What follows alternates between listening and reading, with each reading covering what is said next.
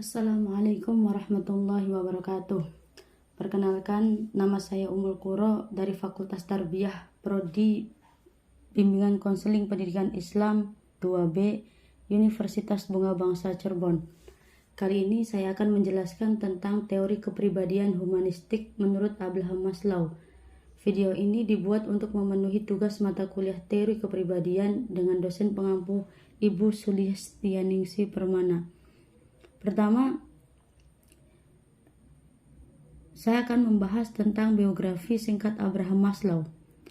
Abraham Harold Maslow lahir di Brooklyn, New York pada tanggal 1 April 1908.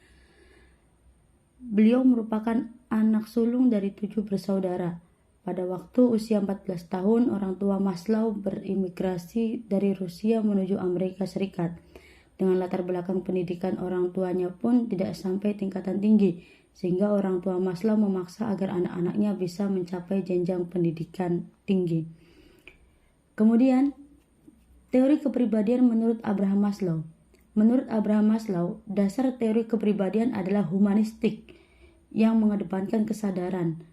Kebutuhan individu yang membentuk hierarki kebutuhan Maslow dapat dipecah menjadi beberapa teori. Manusia didorong untuk bertindak dengan cara tertentu oleh dorongan-dorongan ini.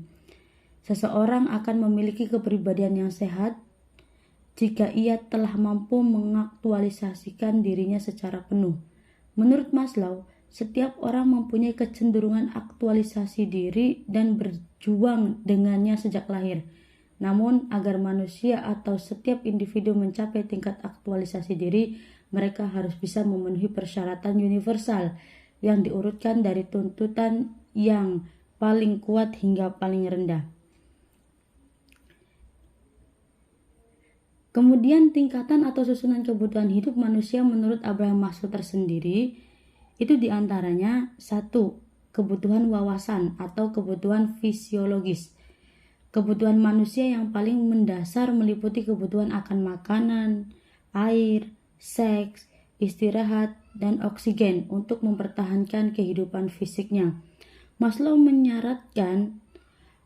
menyatakan bahwa karena kita adalah hewan yang memiliki keinginan, kita jarang mengalami kepuasan sepenuhnya. Ketika satu keinginan terpuaskan, muncul keinginan lain untuk menggantikannya. Yang kedua yaitu kebutuhan keamanan dan keselamatan. Lapisan tuntutan kedua muncul setelah kebutuhan fisiologis terpenuhi atau kebutuhan yang pertama terpenuhi.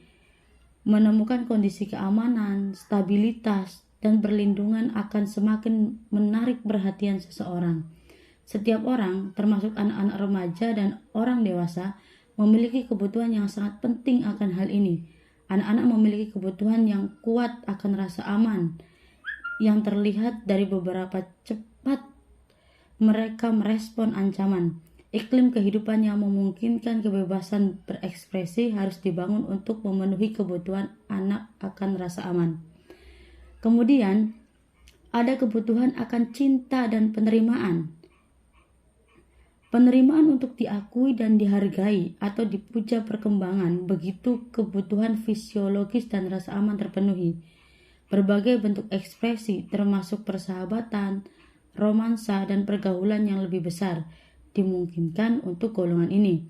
Seseorang mendambakan persatuan, persetujuan, dan menunjukkan kasih sayang dari orang lain karena kebutuhan ini. Apakah itu berasal dari orang tua, saudara kandung, instruktur, pemimpin, teman, atau orang dewasa lainnya. Dalam situasi masyarakat, lebih menantang untuk memuaskan dorongan untuk pengakuan, yang gaya hidupnya sudah individualitas, yang mobilitasasinya cukup cepat, terutama di kota-kota besar. Persahabatan atau lingkungan sekitar dapat memuaskan dorongan ini. Kemudian yang keempat, ada kebutuhan harga diri. Seseorang akan merasakan perasaan berharga jika sudah merasa dihargai dan diakui. Keinginan ini terbagi dalam 2 kategori. 1. Harga diri. 2. Pengakuan dari orang lain.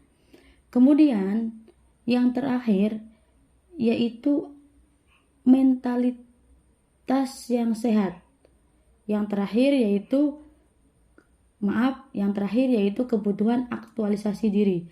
Hasrat akan meta kebutuhan atau desakan seseorang untuk menyadari dirinya dan memaksimalkan daya-daya positif yang terpendam dalam dirinya. Kemudian muncul begitu 4 syarat yang sudah disebutkan itu terpenuhi.